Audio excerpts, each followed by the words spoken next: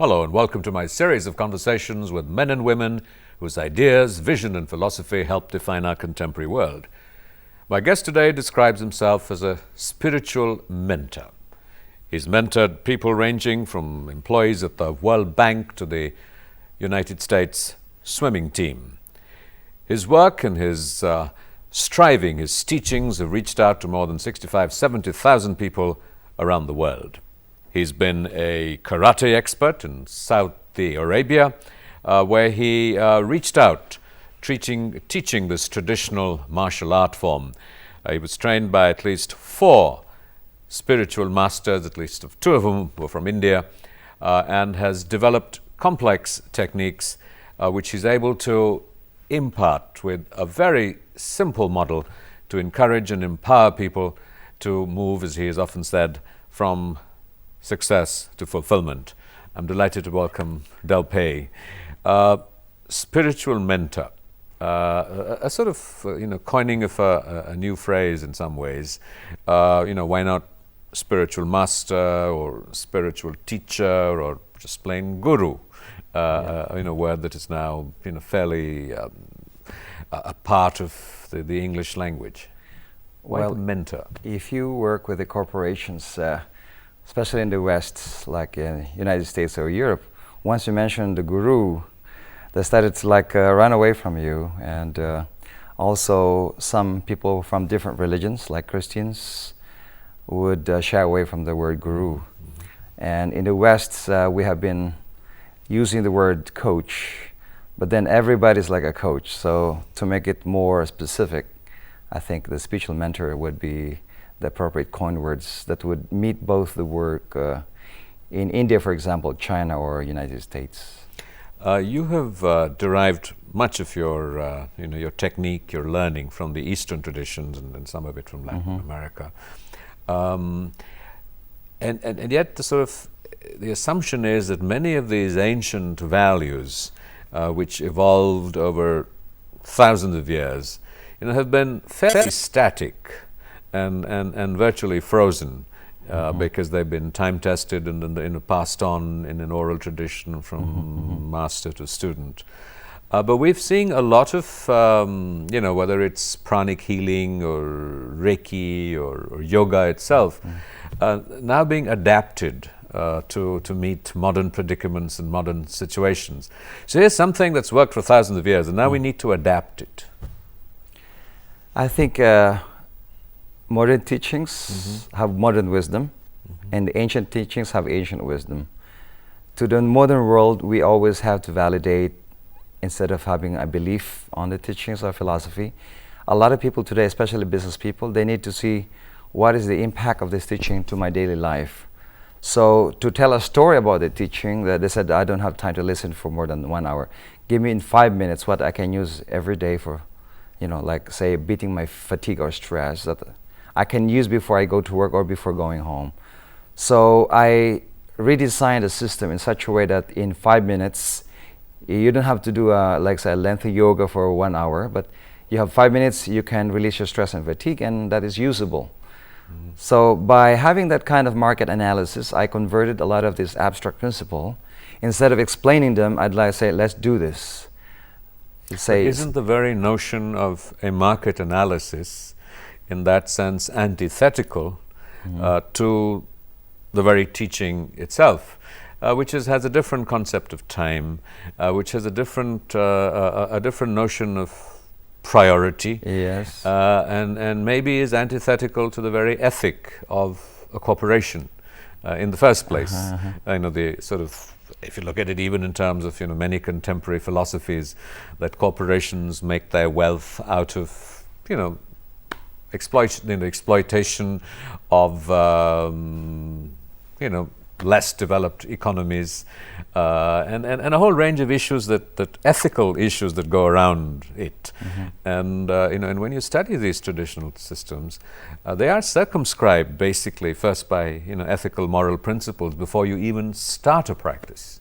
How does those that's why when I teach, for example, executives, I would remove the cultural or religious connotations of words. Is morality in that sense, you think, cultural or religious? Yeah, what role? I would say there are moral values here that might be more difficult to be accepted, say, in Europe because of their Christian background. So instead of using the word Krishna or Shiva, for example, I would just use the quality of willpower as for Shiva, the destroying force. For Vishnu is the heart, the preserver aspect, and Brahma, the creative aspect. So instead of using the cultural words that pertains to the quality of energy, I would relate it to what they would connect. Otherwise, they wouldn't even continue listening to me. So for me, I would convert the communication in something that they can digest easily. And not removing exclusively the cultural, but converting the cultural meaning into the words that they will be able to use daily.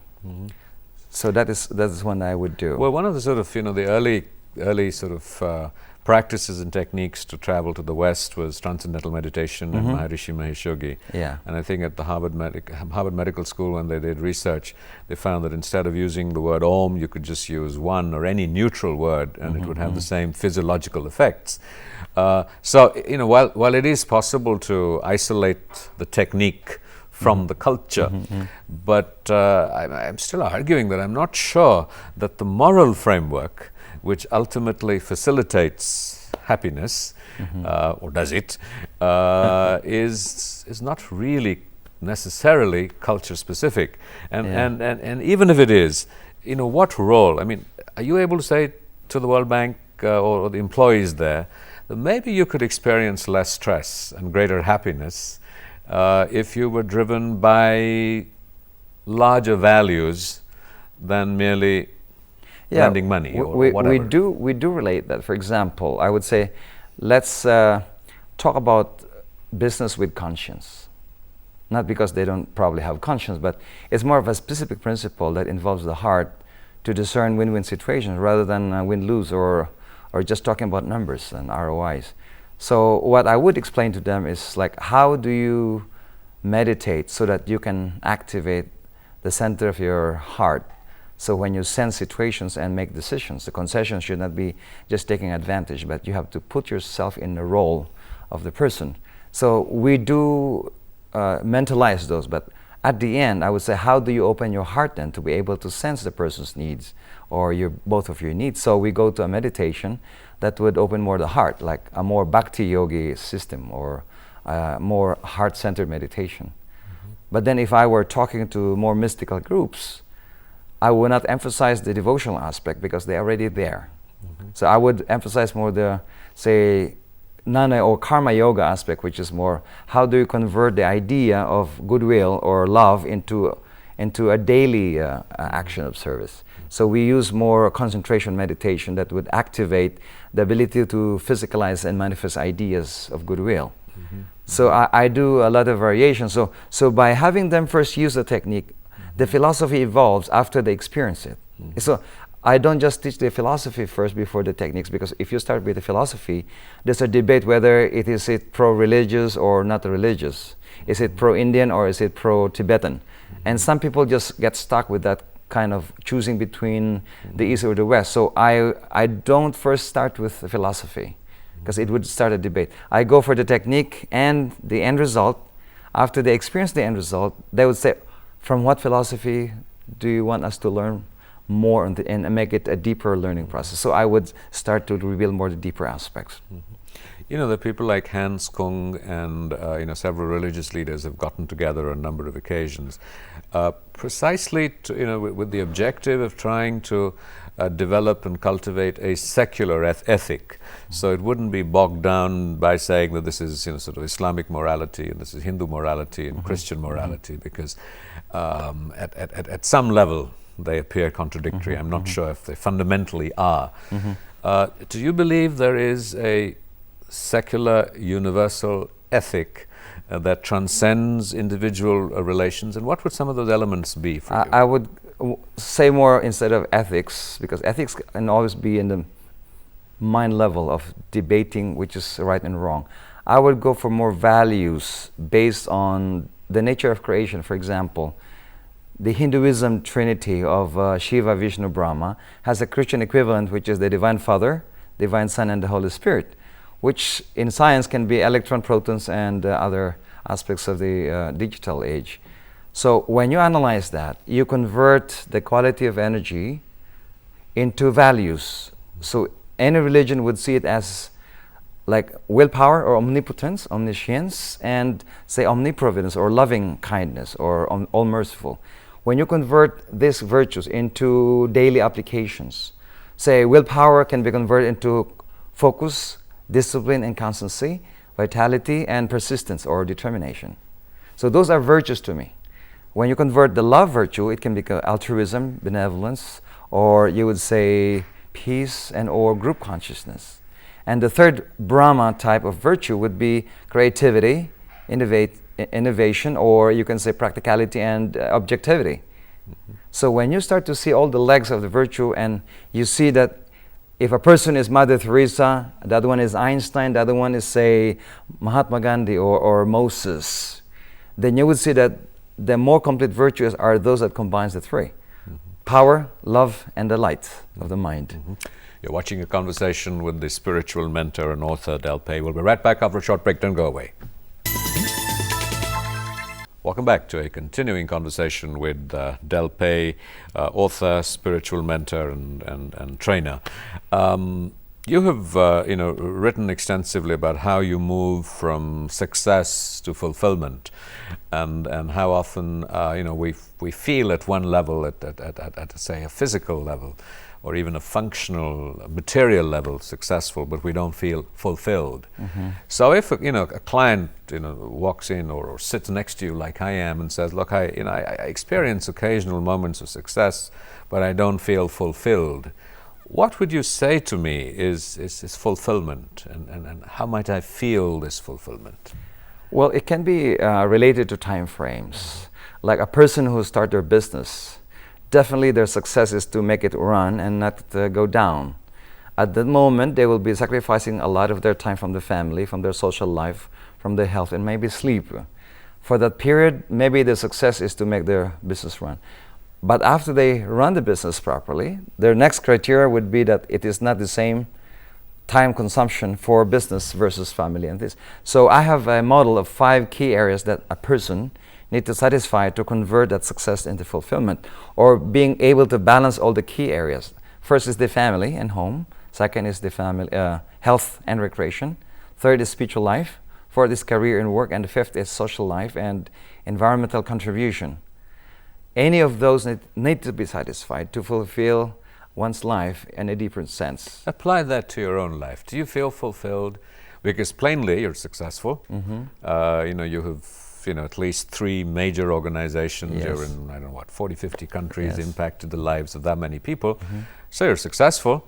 Now, the 5 keys that you mentioned, apply them to yourself. Are you fulfilled? Yes, I am. Because when you set a criteria, the 5 key areas will not be divided into 25, 25, 25. Sure. For example, in my case, if I said in 10 years, I need to build a business so that I can help reach as many business people, politicians, diplomats, and say teachers of different kind of education. So my criteria is I would allocate, say, 50% of my time in workplace or career development, which really not separated from families, because I serve families as part of the deal, and also education. And so you start to change the idea of a family. Like, what about your relationship to your family? Because ultimately that's what we're talking about. I'm not married. Well, a family doesn't have to necessarily mean. I still go around. Like, say, I visit my parents when I go to Asia. I have relatives in the United States and also in Dubai. So as I'm traveling around, I synchronize my time that I don't just go to teach in a certain city, but I pass by my my relatives, my friends. So I socialize. I also fulfill my career. At the same time, I would go for a spiritual pilgrimage. For example, if I'm in India, after I teach, I can go to Badrinath, I can go to Rishikesh and do meditation. So I have my spiritual side, and I finish my work, and then I go for, say, a meditation with other gurus. So I make sure that when I go to a certain city, I don't just work. So who are some of the other gurus that you feel you have learned from? You've mentioned 4. Yeah, I have 2 teachers from the Philippines. Both of them already passed, and thanks to them for their kindness. I have also 1 teacher in Badrinath, I think he's still alive. I have not seen him for a few years. And I used to have one in Nepal. I have not seen him for a few years. So I have not seen him since 1998. And all of them had been specialists in their own lines. And as you reach a certain level, you started to connect to your own inner guru, which is a more invisible levels of teachings, which is sometimes weird because when you sleep, you go to these planes of existences that you're able to tap to new teachings that are not in books yet. So I would say that a lot of my teachers now are not physical.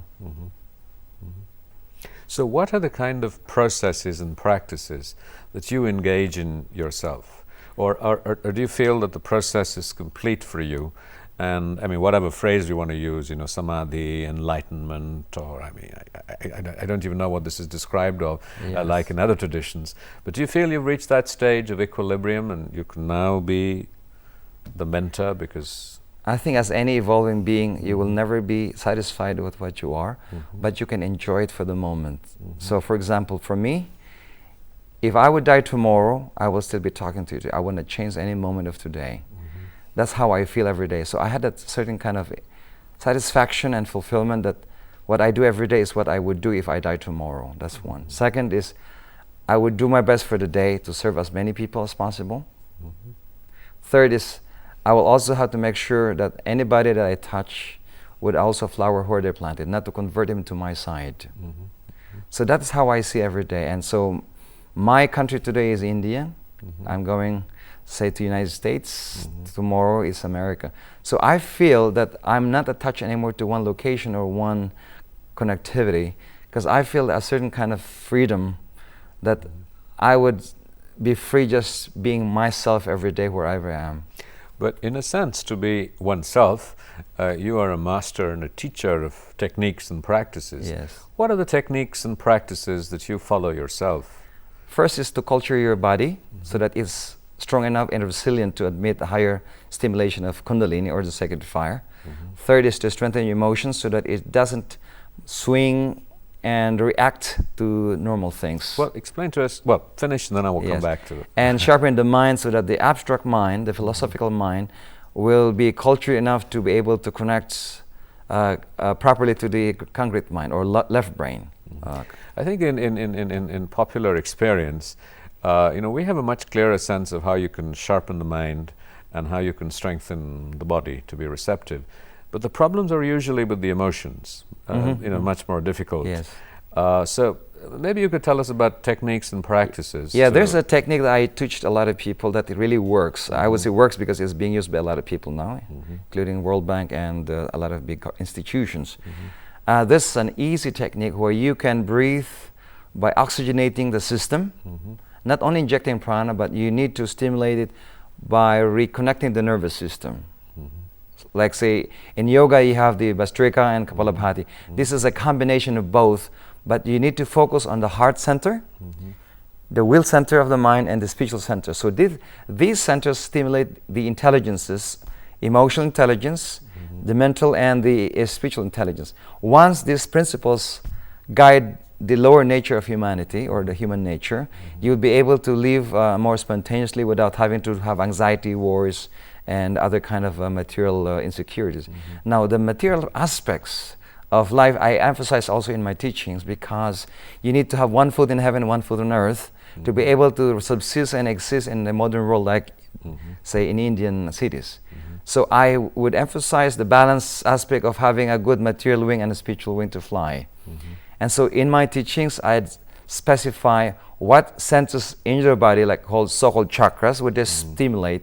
If they were Mother Teresa, Bhakti yogis, what would they do to stimulate the mind or the power aspect?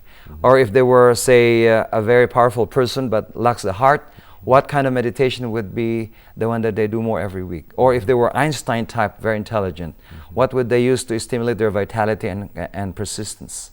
So there are many designs I have done for people, different points. You're watching a conversation with the spiritual mentor and author Del Pei. We'll be right back after a short break. Don't go away. Welcome back to a continuing conversation with Del Pei. What you were saying about the emotions and working with the breath and parts of the body it sort of assumes that that you can work with the physical aspect of the body, and that there are material, in a sense, equivalents to this. As someone who engages in practices, abbreviated though they are, certainly relative to tradition, with the discoveries of modern science and the biochemistry of the brain, I mean, why not just pop a pill? Why go through even the trouble that you're talking about? Forget, in our tradition, in India certainly, we've had the whole notion of sadhana, which meant that you spend, I don't know what, lifetimes. Service. And over lifetimes, really. It took the Buddha, we believe, an endless number of lifetimes to get to where he did. But there are teachers and masters such as yours that enable it to happen very quickly. I think it's not about enlightened or not being enlightened. It's about the degree of enlightenment you want to come from and to go to.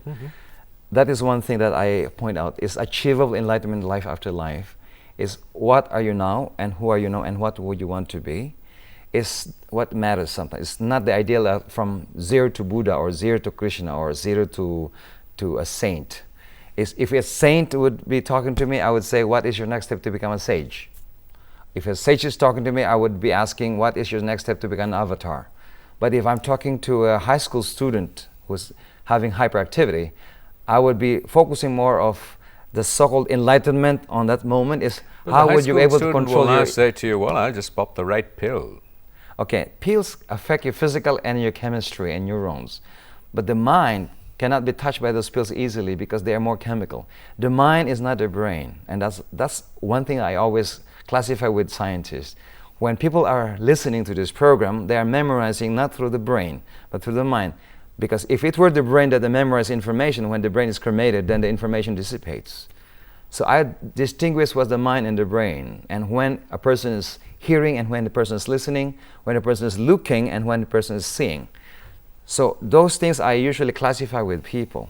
So when you pop a pill in your mouth, or just drink, vodka or something that will stimulate you to be more physically healed, the mind doesn't get healed. The emotion doesn't get healed. You can be temporarily suspended from pain. And yet, in terms of by doing certain physical forms of breathing, there are mental and spiritual aerobics that you need to do to classify mental problems versus brain problems or versus chemical problems. Like say hormonal people, there might be a problem with the brain limbic system or hormones. Or depression or schizophrenia. But if the mind and the emotions are cluttered and they're not well organized, whether the pills is working or not is because the mind is more organized for the chemistry to work. So there's an advantage of, say, using deep meditation and yoga for the mind and emotions to clear, for these chemical solutions to work better. Because there are non-medical responders. Like for hyperactive people, when they're hyperactive, there are times, they say 30% of them don't respond to medication anymore. Those 70% do. Huh? 70% do. No, 30% don't do respond. But there are some people who do, and some don't. Well, I think that's a very elaborate debate that goes on in the medical community and amongst healers and therapists. You've also done, your work in the corporate sector has a lot to do with leadership. And I think there is the great sort of despair around the world that whether it is political leadership in most countries and in most societies, or in civil society, in everyday situation, that there is a crisis of leadership.